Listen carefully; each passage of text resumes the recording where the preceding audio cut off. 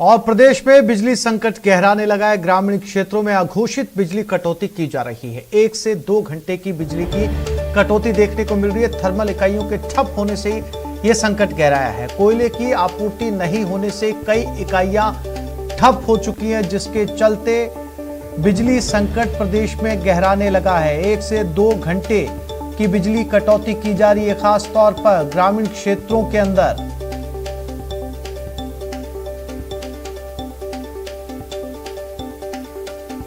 और इसी खबर पर हमारे संवाददाता सुधीर शर्मा हमारे साथ जुड़ गए। सुधीर, जब कोयले की किल्लत से थर्मल ठप होने लगे हैं, सरकार ने इसका कोई वैकल्पिक उपाय किया है? क्योंकि पिछले कई समय से ग्रामीण क्षेत्रों से लेकर शहरी क्षेत्रों तक बिजली कटौती की जा रही है।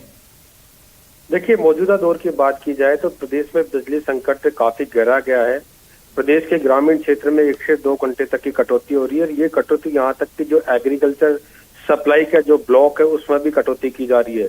इसकी मुख्य वजह है कि अभी बरसात एकदम से लगभग 1 पखवाड़े प्रदेश से बरसात विदा हो चुकी है, इसलिए सीधे तौर पर एग्रीकल्चर में डिमांड बढ़ गई है। इसके अलावा घरेलू क्षेत्र में, जिसमें खासतौर से एयर कंडीशनर चलते हैं, उनमें बिजली की खपत तेजी से बढ़ी है। और शाम का जो समय 6:30 बजे से लेकर रात को 11:30 बजे तक का जो समय है, इसमें सबसे ज्यादा बिजली की मांग बढ़ी है। और इसके चलते प्रदेश के ग्रामीण क्षेत्र हैं उनमें बिजली की कटौती हो रही है।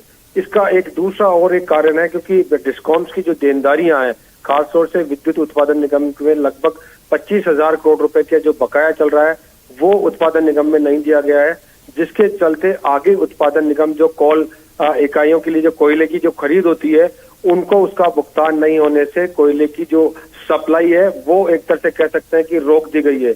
यहाँ तक कि जो बड़ी इकाइयां हैं उनमें 1 दिन से लेकर 7 दिन तक का जो कोयला है वो ही है। अगर आगे ये कोयले की सप्लाई ठीक ढंग से नहीं हो पाती है तो ऐसे में आने वाले दिनों में और संकट गहरा सकता है।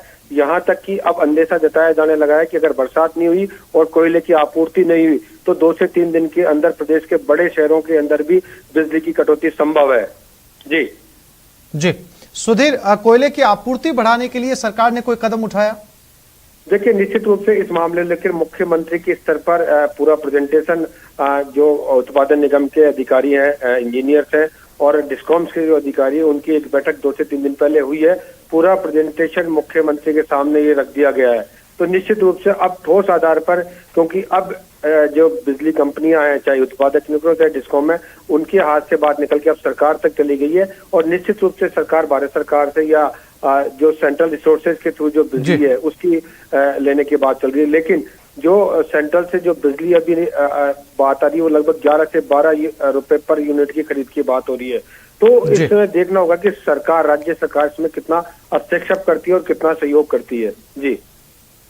जी सुधीर, तमाम जानकारी के लिए आपका धन्यवाद।